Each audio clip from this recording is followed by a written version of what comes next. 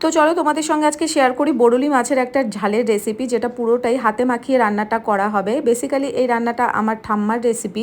তো মাকে দেখতাম ছোটোবেলায় করতো এই রান্নাটা। তবে হ্যাঁ, তখন তো ছোট ছিলাম, কাটার ভয় খেতে পারতাম না। তবে এখন মোস্ট ফেভারেট একটা রেসিপি বলতে পারো। যে কোনো ছোটো মাছেরই এই রান্নাটা বেশ ভালো হয় খেতে। প্রথমে মাছগুলোকে নুন, হলুদ, লঙ্কা গুঁড়ো, সামান্য গোলমরিচ গুঁড়ো আর সর্ষের তেল দিয়ে মাখিয়ে রাখলাম। তারপর মাছগুলোকে মাখানোর জন্য আমি বাটা মশলার মধ্যে দিলাম পেঁয়াজ, কাঁচা লঙ্কা, টমেটো আর জিরে বাটা। গুঁড়ো মশলার মধ্যে দিয়েছি শুকনো লঙ্কার গুঁড়ো আর হলুদ গুঁড়ো, পরিমাণ মতো নুন আর সর্ষের তেল। তার সাথে দিয়েছি পেঁয়াজ, টমেটো, কাঁচা লঙ্কা কুচি দিয়ে ভালো করে মাছটাকে মাখিয়ে 30 মিনিট সাইডে রেখে দেবো। তারপর একটা কড়াইতে তেল গরম করে তোমরা চাইলে মাখানো মাছটা ঢেলে দিতে পারো। তবে আমি ফোড়নের জন্য একটা শুকনো লঙ্কা, কিছুটা পেঁয়াজ, টমেটো কুচি দিয়ে ভালো করে একটু ভেজে নিয়ে তারপর আমি মাছটা দিয়েছি। দিয়ে 10 মিনিট ঢেকে রান্না করার পর আবার উল্টে দিয়ে 10 মিনিট রান্না করে নামানোর সময় অনেকটা বেশি করে ধনেপাতা দিয়ে নামিয়ে নিয়েছি। গরম ভাতে তো আমার দারুণ লাগে। তোমাদের ভালো লাগলে অবশ্যই লাইক কমেন্টস করো।